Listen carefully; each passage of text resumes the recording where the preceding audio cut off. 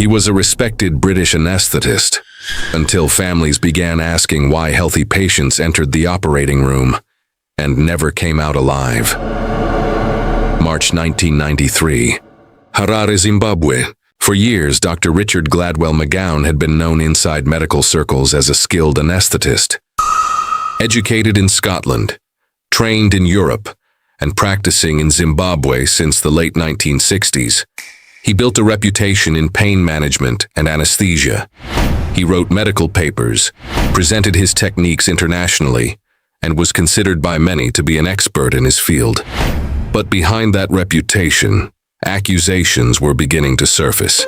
And soon, those accusations would explode into one of Zimbabwe's most controversial medical scandals.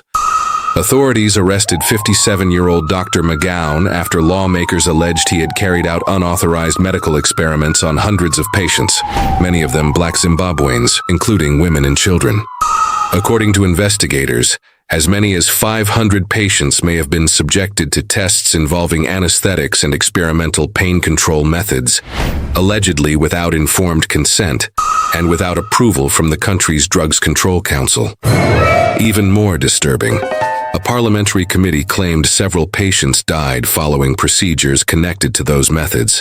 The allegations triggered outrage across the country.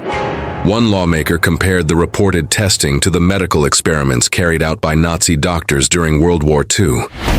The accusation shook Zimbabwe. Families wanted answers.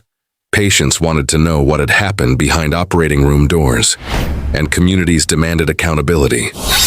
Among the deaths most frequently mentioned was that of a 9-year-old girl, Lavender Kaminwa. She underwent what was supposed to be a routine appendectomy.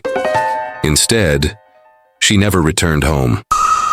Another case involved a 19-month-old baby boy brought in for circumcision. The procedure was considered minor, but according to testimony later heard by medical authorities, the child was discharged roughly 75 minutes after surgery, despite having been given spinal morphine for pain relief. Hours later, the baby was dead. His father later recalled how the child became weak, then deeply unresponsive, before vomiting and being rushed back to hospital. He did not survive. Years later, Dr. McGowan himself reportedly acknowledged during proceedings that without that anesthetic, the child would likely still have been alive. By 1995, Zimbabwe's High Court found McGowan guilty of professional negligence in relation to the deaths of 2 patients. The court ruled he had administered unusually high doses of morphine in several cases between 1986 and 1992. However, not every allegation was proven in court. Some charges tied to experimentation were dropped before trial, and McGowan strongly denied intentionally harming patients.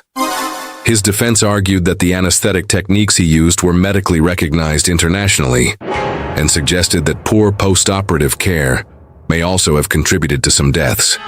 But public anger remained intense. University students protested. Families accused the system of protecting powerful doctors. Some called it racism. Others called it a medical cover-up, and many believed the full truth had never been uncovered. The case did more than put one doctor on trial. It exposed deep fractures inside Zimbabwe's healthcare system. Questions about consent, questions about race, and questions about whether vulnerable patients were fully protected inside institutions meant to heal them. Even decades later, the name Richard Gladwell McGowan remains tied to one haunting question. When patients placed their trust in a doctor, were they receiving treatment or becoming part of an experiment?